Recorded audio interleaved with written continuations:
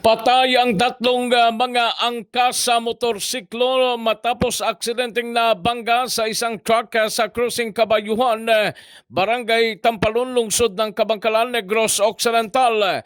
Ang mga biktimang namatay kinilala na sina Rico Ayan Samanero, 26 anyos, driver ng motorsiklo, at ang backrider na sina Jomel Hamaybay, 21, at Robin Kausapin, 19 anyos, pawang mga residente ng Sitio Igang ng nasabing barangay.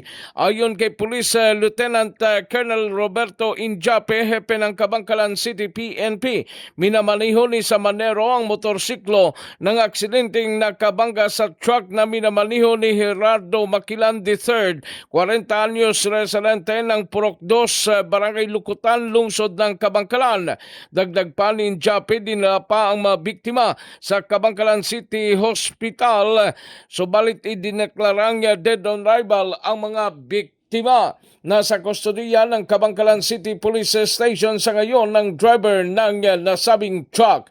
Para sa MBC TV Network News, ito si RH46 Rex Kantong para sa DZRH, una sa Pilipinas, una sa Pilipino.